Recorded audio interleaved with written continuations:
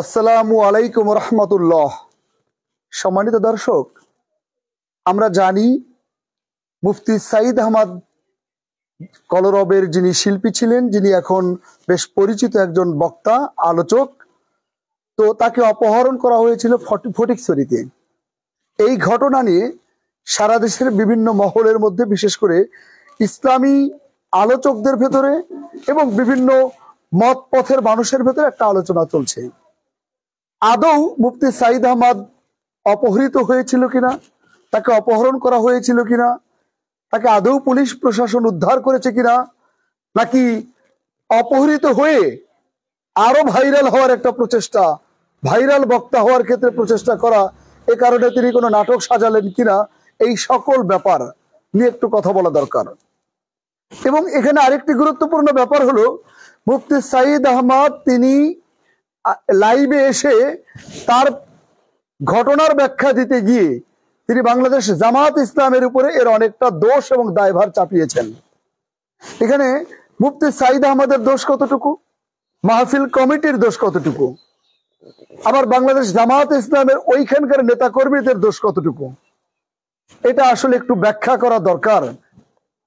আমি বাংলাদেশ জামাত ইসলামের ব্যাপারটা একেবারে শেষে বলবো, তার আগে যদি আমি বলে নেই, 2013 সনে নাস্তিক ব্লগারদের পক্ষ নিয়ে আলেম নামের জালেম এক ভণ্ড শাহবাগী মাওলানা ফরিদউদ্দিন মাসুদ, সে যখন 2013 সনে শাপলা চত্বরে গিয়ে গণজাগরণ মঞ্চে সেখানে গিয়ে ডাইনে নারী বামে নারী অজস্র নারীদের ভেতরে দাঁড়িয়ে তিনি নিজেকে হক্কানি দাবি করে আল্লামা দেলোয়ার হোসাইন সাঈদীর ফাঁসি চান, এবং সেখানে মুফতি সাঈদ আহমদ তিনি পেছনে দাঁড়িয়েছিলেন। তো অনেক পরে হলেও সাঈদ আহমদ আত্মপক্ষ সমর্থন করে ব্যাপারে তিনি বলেছেন যে এটা তার অনাকাঙ্ক্ষিত, যেহেতু তিনি এটা অনাকাঙ্ক্ষিত বলেছেন এবং এটার পক্ষে তিনি ছিলেন না, সেহেতু মুফতি সাঈদ আহমদকে এই ব্যাপারে আর কোনো কিছু বলা কারো যৌক্তিক না। কারণ একটা মানুষ কারোর সাথে যেতেই পারে, যদিও তৎক্ষণাৎ কিন্তু পরবর্তীতে সাঈদ আহমদ কিন্তু লাইভ করে অথবা কোনোভাবে তিনি এটা বলেননি যে তিনি এই নাস্তিক ব্লগারদের পক্ষপাতিত্ব শাহবাগী আলেম, দরবারি আলেম মাওলানা ফরিদউদ্দিন মাসুদের সাথে তিনি যে গিয়েছেন, এই যাওয়াটা তার ভুল হয়েছে, এটা তিনি বলেছেন, কিন্তু অনেক পরে। কেন অনেক পরে বলেছেন? হয়তো সুবিধা নেওয়ার জন্য। তারপরেও যেহেতু তিনি এটা ক্ষমা চেয়েছেন, আমার মনে হয় ক্ষমা করা যায়। এক।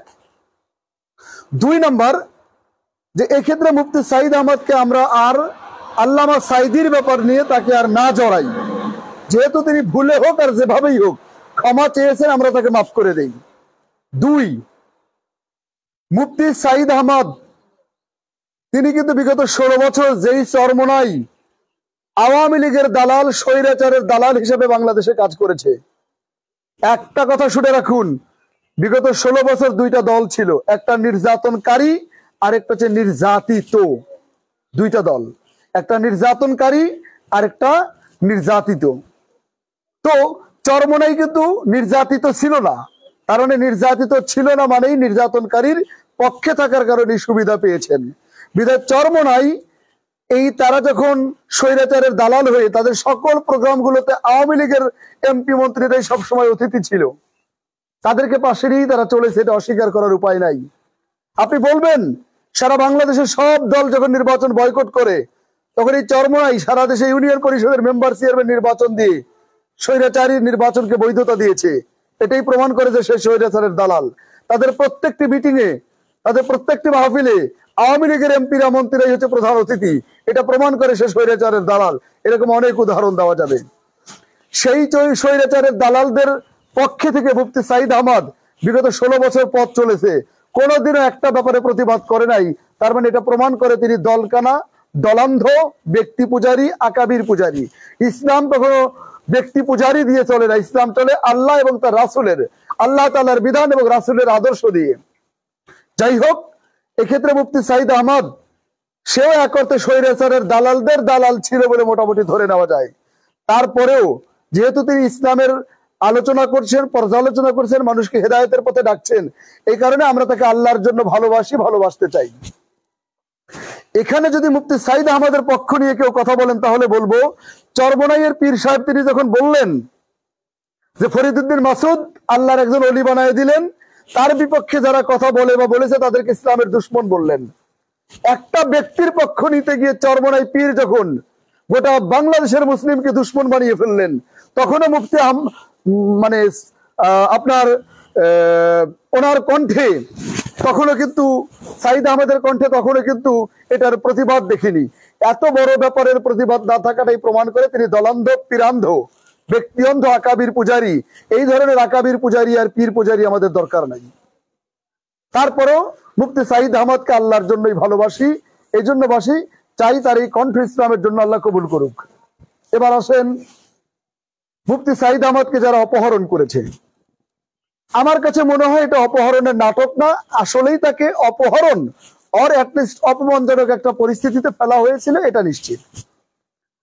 আমি প্রশাসনের দৃষ্টি আকর্ষণ করে বলবো, অতি দ্রুত আপনারা যাচাই বাছাই করে প্রকৃত আসামিদেরকে গ্রেফতার করুন। কারণ একজন আলেমকে অত্যাচার করবে, নির্যাতন করতে চাইবে, অপহরণ করুক বা না করুক, অপহরণের মন্তস্থ তৈরি করবে, এটা এই জাতি চায় না। আমরা আলেমদের সম্মান করি, বিধায় প্রশাসনকে বলবো দ্রুত অপ্রকৃত অপরাধীকে গ্রেফতার করুন। 4, এবার লাস্ট একটা কথা বলি। মুফতি সাইদ আহমদ তার বিবৃতিতে জানিয়েছেন যে যারা তাকে অপহরণ করেছিল তাদের একজন বলেছে যে আমি জামায়াতের রাজনীতি করি বা আমার জামায়াতের লোক। এই কথার উপর ভিত্তি করে মুফতি সাইদ আহমদ আপনি লাইভে এসে যখন কথাটা বললেন, আপনার বিবেক কাঁপলো না? এই বাংলাদেশের সবচেয়ে মাজলুম এবং নির্যাতিত দলের নাম বাংলাদেশ জামাত ইসলাম। তাদের শহীদের তালিকা বলেন, তাদের নির্যাতিত হওয়ার তালিকা বলেন, তাদের চোখের কান্না বলেন, তাদের চোখের কান্না জায়নামাজ ভিজানো বলেন, বছরের পর বছর বাড়িতে না ঘুমাতে বলেন, পরিবারের কাছে না যাওয়ার কথা বলেন, ধান খেতে রাত কাটানোর কথা বলেন। জামাত ইসলামের মতো এত নির্যাতিত 16 বছরে কেউ ছিল না। সেই নির্যাতিত একটা দলের ব্যাপারে আপনি যখন কোনো বক্তব্য দেবেন, আপনার মতো মুফতি সাইদ আহমদ এত বড় মাপের একজন আলোচক এবং আপনাকে বুদ্ধিমান মনে করি, আপনার এটা যৌক্তিকভাবে সতর্ক থাকা উচিত ছিল। যেমন আমি এই মুহূর্তে যদি কোনো বাড়িতে গিয়ে ডাকাতি করতে যাই, আর ডাকাতি করতে গিয়ে যদি বলি মুফতি সাইদ আহমদের লোক আমি, বলে ডাকাতি করে চলে আসি, আর ওই বাড়িওয়ালা যদি মুফতি সাইদ আহমদকে ঢালাও ভাবে দোষ দেয় না বুঝে শুনে, ওই বাড়িওয়ালার যেমন অপরাধ। কেউ একজন বলল জামাতের, কারণ হলো আপনাদের সাথে জামাতের একটা সমস্যা আছে, এটা মানুষ জানে। তাই যারা অপহরণ করেছে তারা জামাতের উপর দায়ভার চাপিয়ে দিয়ে আপনার প্রতিশোধ তুলবে, এটা তো হতেই পারে। তো জামাতের লোক বললো, আর আপনি যাচাই বাছাই না করে প্রকাশ্যে এসে জামাতের ব্যাপারে দায়ভার চাপিয়ে দিলেন। একটা নির্যাতিত দলের প্রতি এই অন্যায় এবং জুলুমের কারণে, এই জুলুমপূর্ণ কথা বলার কারণে আমার মনে হয় আপনার প্রকাশ্যে লাইভে এসে ক্ষমা চাওয়া উচিত। কারণ যাচাই বাছাই না করে একজন জামাতের লোক বললো, আর আপনি হই হই রই রই করে আপনি লাইভ ভিডিওতে এসে এভাবে জামাতকে দোষ চাপানোর চেষ্টা করলেন, এটা আপনি নেহায়েত অন্যায় করেছেন। এবার আরেকটি কথা বলি, যারা আপনাকে অপহরণ করতে চেয়েছিল তারা বলেছে যে আল্লামা দেলোয়ার হোসেন সাইদির ব্যাপারে আপনি 2013 সনে ফরিদউদ্দিন মাসুদের পাশে থেকে ফাঁসির দাবি তুলেছেন, এটা আমাদেরকে কষ্ট দিয়েছে, এই কারণে আপনার শাস্তি পাওয়া উচিত। এখন আমি যদি আপনাকে বলি, এই কারণে আপনি তাদেরকে জামাতের লোক কেন মনে করবেন? আল্লামা সাইদি এদেশের উজ্জ্বল এক নক্ষত্রের নাম, কিংবদন্তি এক আলেমের নাম। এই ব্যক্তিকে ভালোবাসে না এমন তো কেউ নেই। বিএনপি, জামাত, আপনার আওয়ামী লীগ, গণ অধিকার, আল্লামা মামুনুল হকের খেলাফত মজলিস, কোন দল তাকে ভালোবাসে না? বিধায় তাকে ওই মুহূর্তের ঘটনায় ফরিদউদ্দিন মাসুদ দ্বারা কষ্ট পাওয়ার কারণে 2-4 জন যদি বলে আপনি জামাতের লোক বলে কেন ধরে নিচ্ছেন?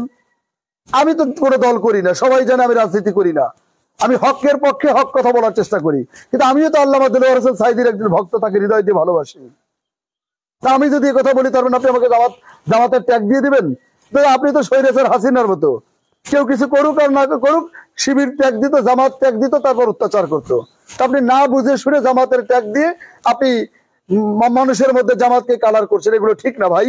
তো যাই হোক, সর্বশেষ মুফতি সাইদ আহমদকে আল্লাহ নেক হায়াত দান করুন, তার কণ্ঠের জজবা বাড়িয়ে দিন, তাকে এদেশের বড় আলেমদের একজন হিসেবে কবুল করুন, তাকে ইসলামের খেদমতে আল্লাহ তাআলা কবুল করুন। এই দোয়া রেখে বিদায় নিচ্ছি। আসসালামু আলাইকুম ওয়া রাহমাতুল্লাহ।